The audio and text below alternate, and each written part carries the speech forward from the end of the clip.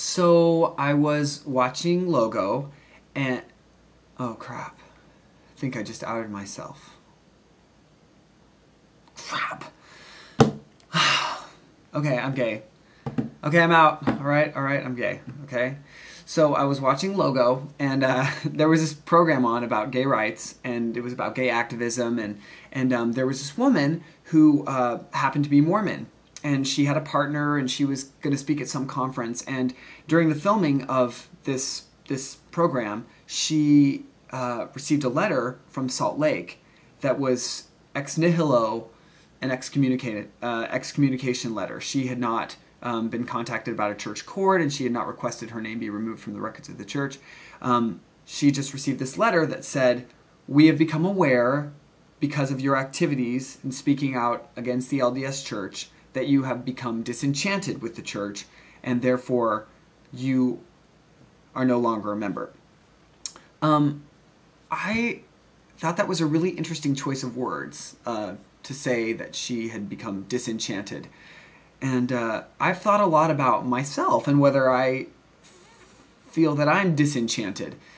I think I'm disillusioned, but at the core, that's not really it. I think more than anything, I would say I'm enchanted with the LDS Church. I love Mormons. Like, I love Mormonism. I love the community I was raised in. I love my family. I love the values of my family. There's so much I love about what the church gave to me, and there's so much that I'm grateful for.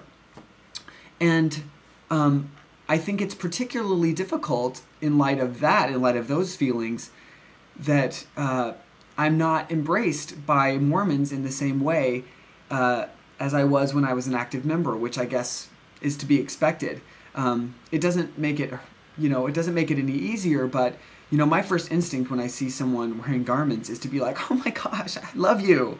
You're amazing. You're," or when I see someone wearing a CTR ring, I feel like, "I love you. We're kindred spirits. Like, I get it."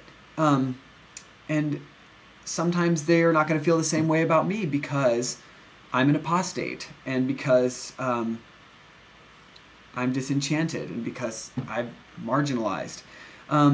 And I just no longer feel like I'm embraced by that community. So, but more than anything, beyond disenchanted, beyond disillusionment, more than anything, I just know that I can't be part of an organization anymore that, for whatever its reason, will not acknowledge me. I can be acknowledged, but only by someone else's definition of what I am. Or I can be acknowledged, but only through the filter of someone else who says, "This is what your experience means." I'm not allowed to have my own idea of what my experience means or who I am. Now, whether the LDS leaders' reasons for marginalizing me as a gay man are actually religious, political, organizational, or revelations from God, I don't know. And that's not for me to judge or me to try to decipher. I can't stand in judgment of the church or the leaders of the church because, frankly, I don't know what it's like to stand in their shoes. I don't know what it is to lead this church, to lead this organization. All I know is I am not being treated as the whole human being I know myself to be. And I could no longer agree to continue subscribing to that view of myself, because to subscribe to the church that's viewing me in this way is to also view myself in this way. And I just couldn't do that anymore. Now, I've talked quite a bit about, reasons for gay men and women, excommunicated members or not, to stay in the church if they feel like it's something that they want to do.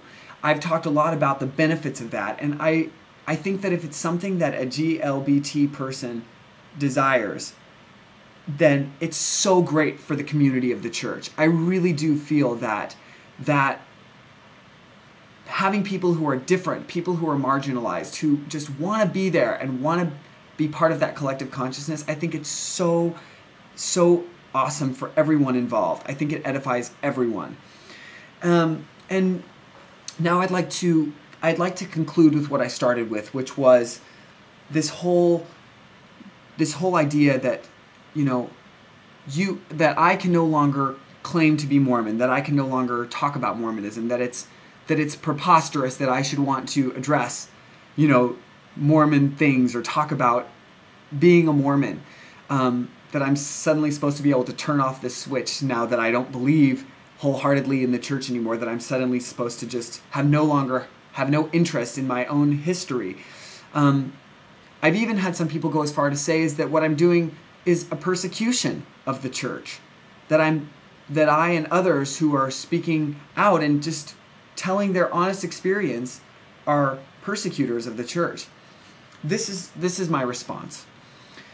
I feel that it's my right and my responsibility to talk about my experiences as a gay Mormon.